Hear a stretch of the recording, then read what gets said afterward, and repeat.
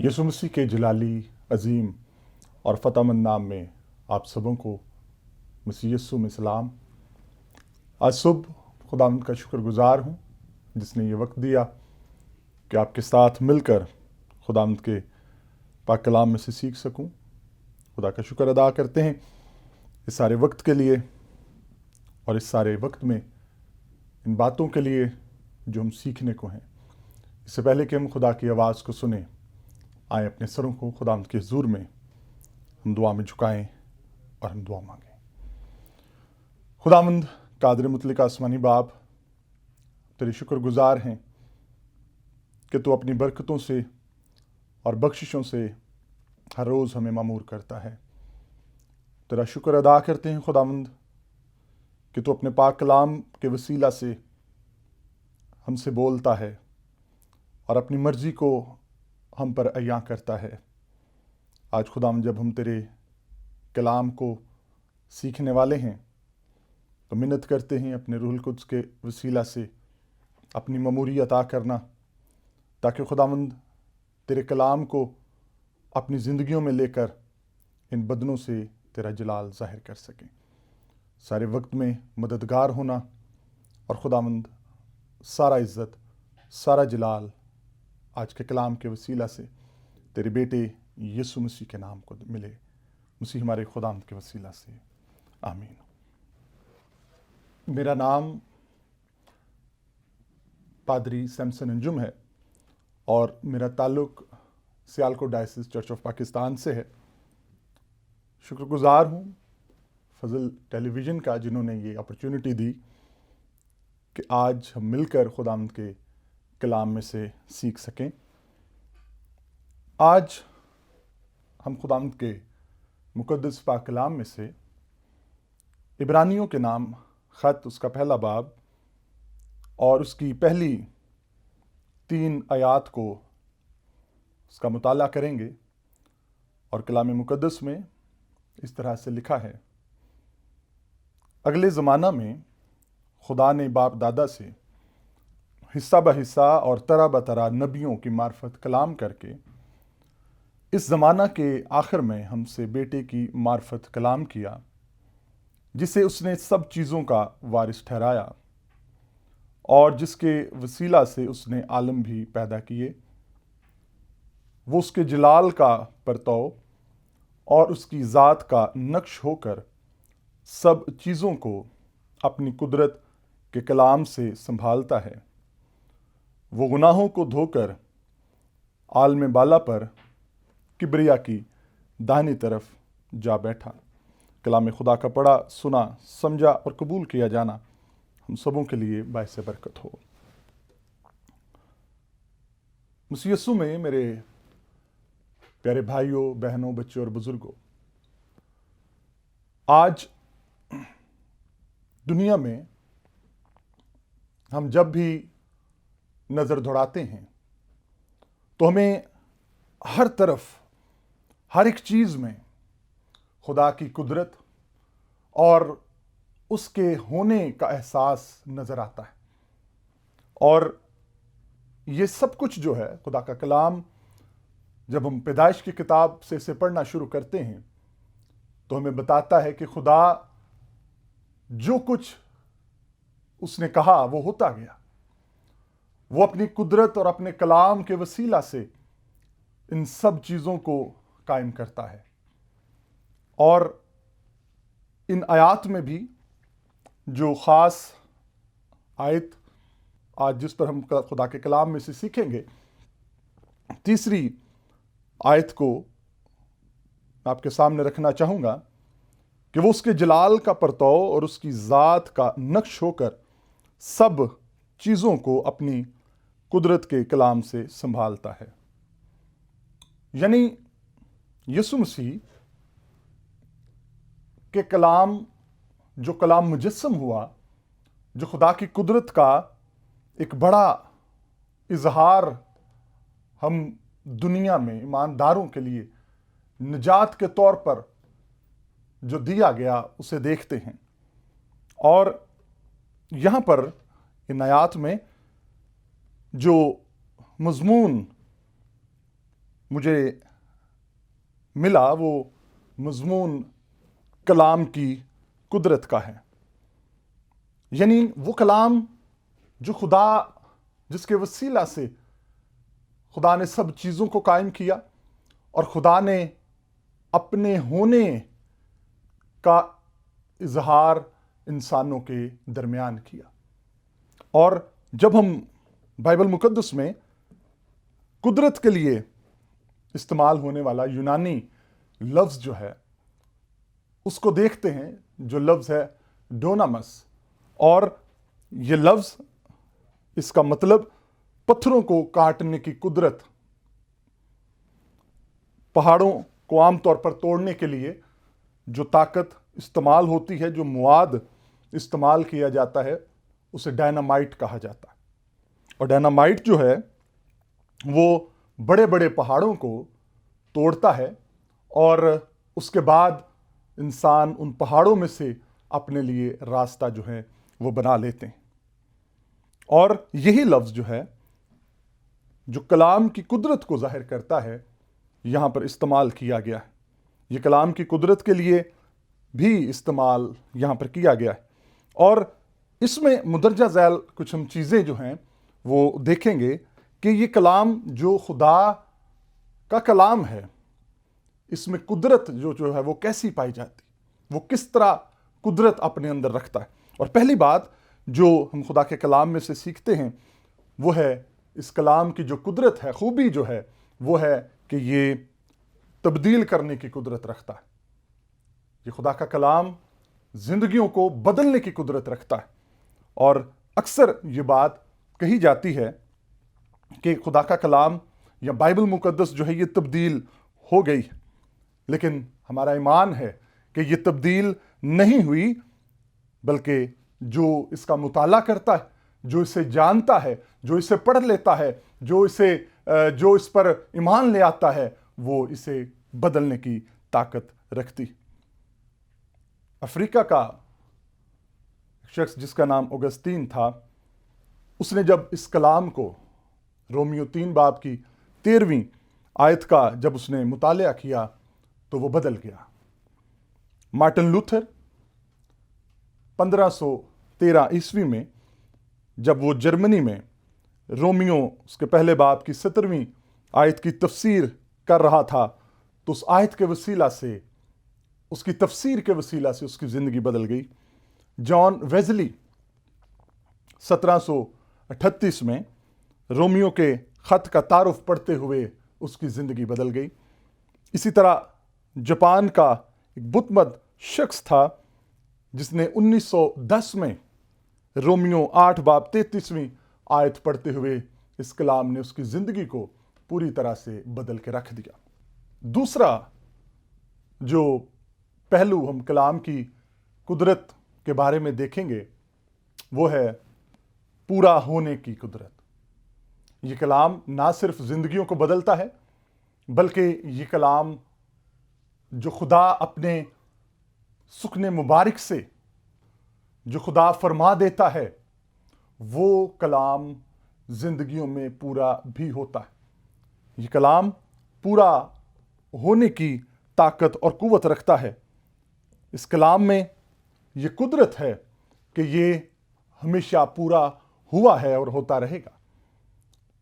جب ہم کلام مقدس میں کلام کی قدرت کے بارے میں دیکھتے ہیں تو ہمیں پتہ چلتا ہے کہ بائبل مقدس میں تقریباً 3000 پیشین گوئیاں کی گئی ہیں، جن میں بہت سی پیشین گوئیاں پوری ہو چکی اور بہت سی ابھی پوری ہونے کو ہیں۔ جب ہم پیدائش کی کتاب اس کا 15واں باب اس کی 4 اور 5ویں آیت کو پڑھیں تو وہاں پر ہم دیکھتے ہیں کہ خدا نے ابراہیم سے وعدہ کیا کہ میں تجھے برکت دوں گا اور تیری اولاد کو آسمان کے ستاروں اور زمین کی ریت کے ذروں جتنا اسے بڑھا دوں گا۔ اور ہم سب جانتے ہیں کہ ابراہیم سے جو خدا نے وعدہ کیا، ہم اسے دیکھتے ہیں کہ مصر میں 70 جانیں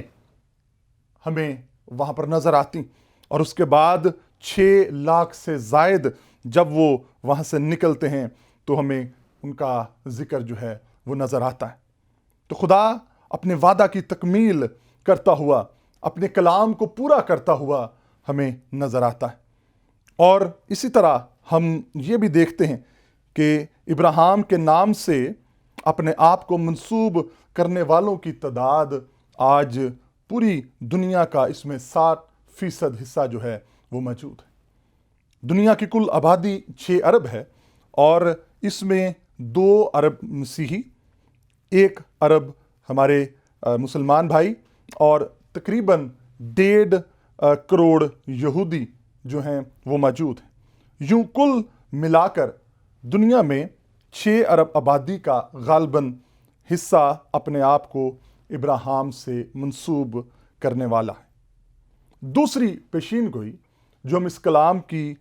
قدرت میں کہ یہ کلام پورا ہوتا ہے، جو خدا کے منہ سے باتیں نکلتی ہیں یا جو خدا کہتا ہے، یہ کلام اس کی قدرت میں یہ بات موجود ہے کہ وہ پورا ہوتا ہے، ہوا ہے، ہو رہا ہے اور ہوتا رہے گا۔ دوسری پیشین گوئی نہمیہ، اس کا 1 باب اور اس کی 9ویں آیت کو جب ہم دیکھتے ہیں تو یہاں پر وعدہ ہمیں خدا کا نظر آتا ہے، اور لکھا ہے کہ آوارہ گرد آسمان کے کنارے پر بھی ہوں تو میں ان کو وہاں سے اکٹھا کر کے اس مقام میں پہنچاؤں گا۔ بنی اسرائیل قوم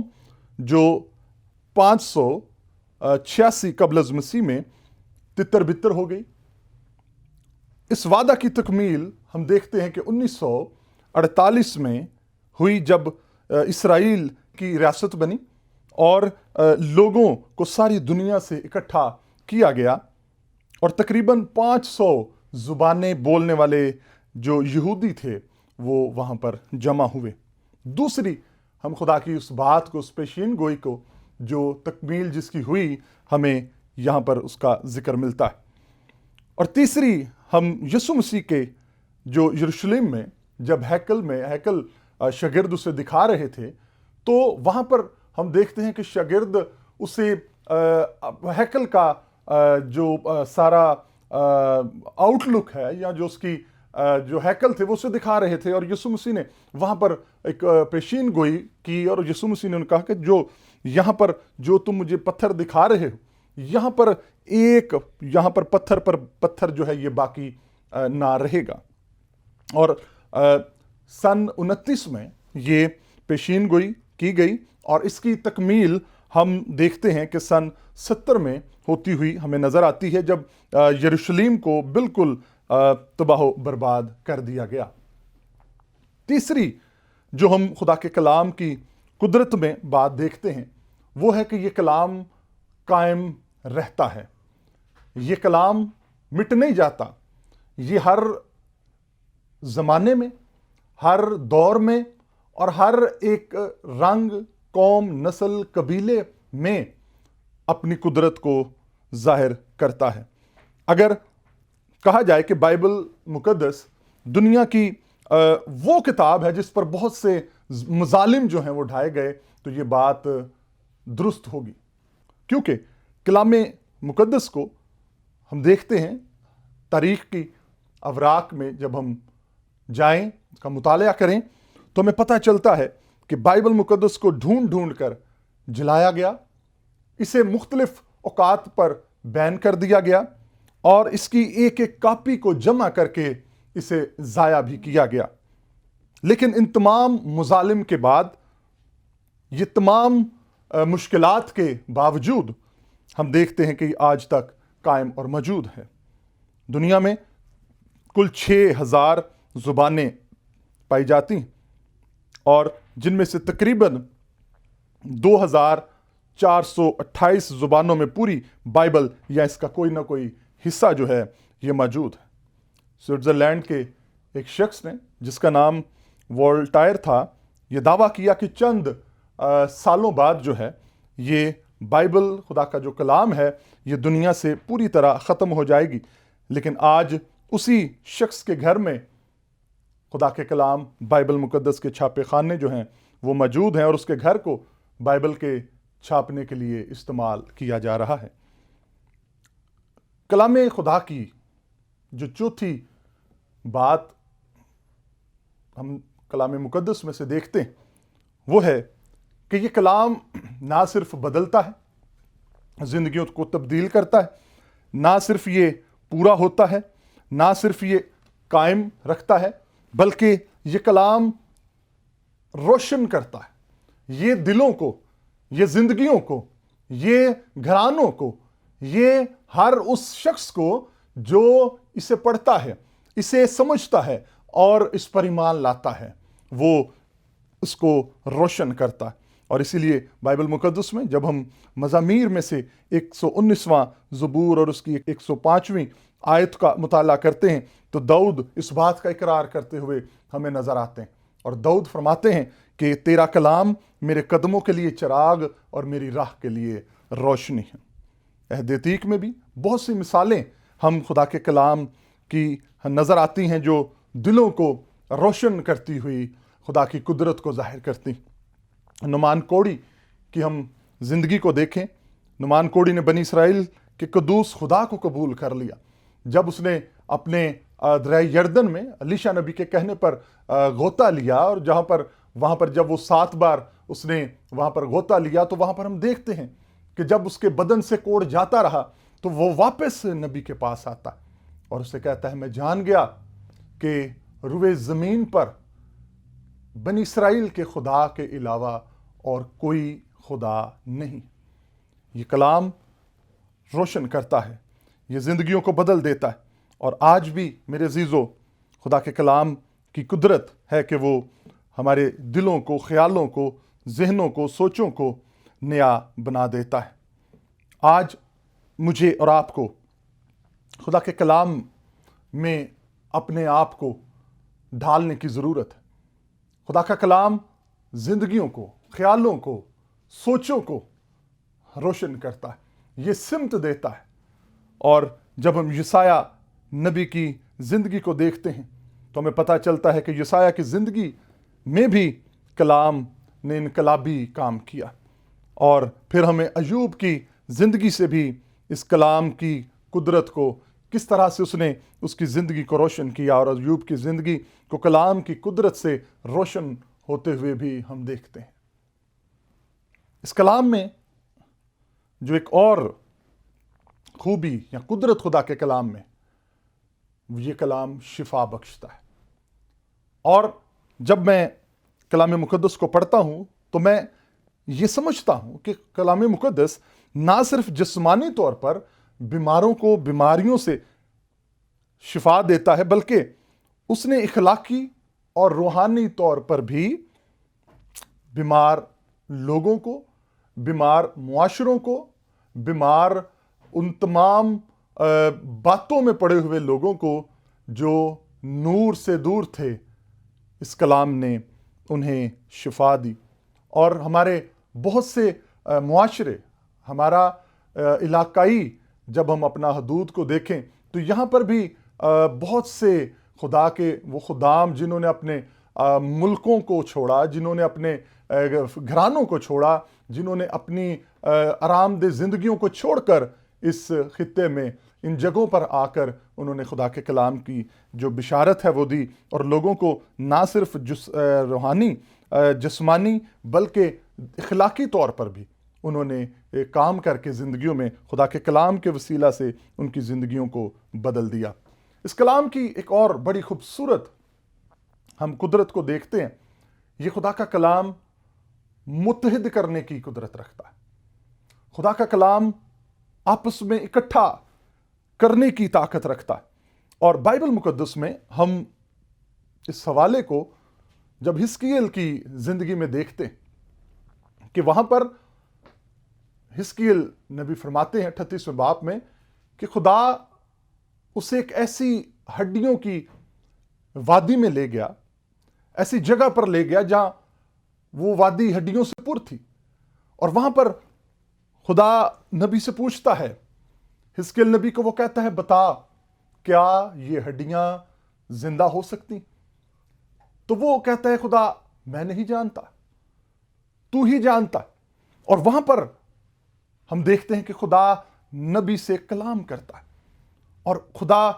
اسے فرماتا ہے کہ تو ہڈیوں سے کہہ کہ اے سوکھی ہڈیوں خداوند کا کلام سنو۔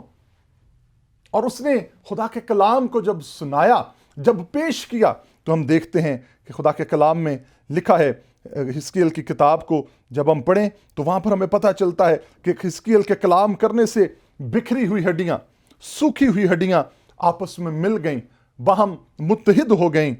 اسی طرح دنیا مختلف گروہوں، طبقات میں اور قبیلوں میں تقسیم ہو چکی۔ کلام کی قدرت سے مسیحی باہم ایک ہو سکتے ہیں۔ جب ہم کلام کی قدرت کو اپنے اندر لے لیتے ہیں، پھر گھرانوں میں میل ملاپ کی روح آ جاتی، کلیسیاؤں میں میل ملاپ کی روح آ جاتی ہے، اور پھر ہمارے گھرانوں اور زندگیوں سے خدا کا جلال ظاہر ہونا شروع ہو جاتا ہے۔ اس کلام کی ایک اور خوبصورتی ہے کہ یہ کلام زندہ کرنے کی طاقت رکھتا ہے۔ اس کلام میں قدرت ہے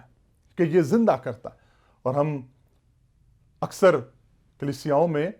اس گیت کو گاتے بھی ہیں کہ یسوع نام میں قدرت پائی جاتی ہے، پاک کلام میں قدرت پائی جاتی ہے۔ اور میرے عزیزو، اس کلام میں قدرت ہے کہ یہ زندہ کرتا ہے۔ جس طرح حزقیل نبی کی مثال ہمارے سامنے ہے، حزقیل کے کلام سے سوکھی ہڈیاں نہ صرف اکٹھی ہوئیں بلکہ ان پر چمڑا چڑھایا، ان پر گوشت بھی چڑھایا، اور حزقیل کے کلام کرنے پر ان میں زندگی کا دم بھی آ گیا اور وہ اپنے پاؤں پر کھڑی ہو گئیں۔ اور اسی طرح ہم یسوع مسیح کی زندگی کو دیکھتے ہیں۔ یوحنا کہتا ہے ابتدا میں کلام تھا، کلام خدا کے ساتھ تھا، اور کلام ہی خدا تھا، اور کلام مجسم ہوا۔ اور یسوع مسیح جب یائر کی بیٹی کے گھر جاتے ہیں تو اس نے یائر سے کلام کیا، مسیح نے کلام کیا، یائر کی بیٹی جو مر گئی تھی وہ اٹھ کر کھڑی ہو گئی، اور لازر جو 3 دن سے قبر میں تھا،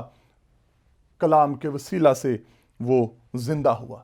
یہ کلام زندہ کرتا ہے۔ اسی طرح اس کلام کی جو آخری خوبی میرے عزیزو اس وقت ہم جس پر غور کریں گے وہ ہے اثر نو مضبوط کرنے کی، اثر نو منظم کرنے کی، اثر نو ہمیں نیا کرنے کی۔ وادی میں جو ہڈیاں موجود تھیں وہ سوکھی تھیں، بکھری تھیں، بے جان تھیں، لیکن یہ ان کی بے ترتیبی اور غیر منظم ہونے کا ثبوت ہے۔ حزقیل کے کلام کرنے سے وہ ہڈیاں اکٹھی ہو گئیں اور اپنے پاؤں پر کھڑی ہو گئیں۔ یہ کلام کی اثر نو اس قدرت کا اظہار ہے جس سے وہ منظم اثر نو بحال کرتا ہے۔ اور داؤد کہتا ہے اکاباں دے ونگر تینوں زور دے کے او تیری جوانی نو کردہ نیا ہے۔ اسی طرح رسولوں کے کلام کرنے سے ہم دیکھتے ہیں دنیا بھر میں مختلف علاقوں میں کلیسیائیں منظم ہوئیں، اور اس سے بڑھ کر ہم دیکھتے ہیں کہ یہ نہ صرف کلیسیائیں بلکہ ایک عالمگیر کلیسیا بھی اسی کلام کی قدرت سے مل کر ایک مسیح کا بدن کو ظاہر کرتی ہیں۔ میرے عزیزو، آج یہی کلام کی قدرت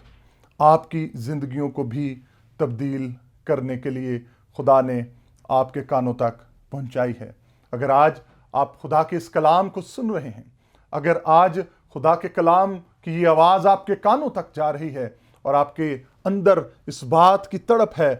اور آپ کو یوں لگتا ہے کہ جیسے یہ باتیں میرے لیے ہیں، تو یقین مانیے خدا کا پاک روح آپ کو جھنجھوڑ رہا ہے۔ خدا کا پاک روح آپ کو قائل کر رہا ہے کہ آپ اپنی زندگی میں گناہ کی موجودگی کو دیکھ کر جانیں اور اسے باہر نکال کر یسوع کے قدموں میں لائیے،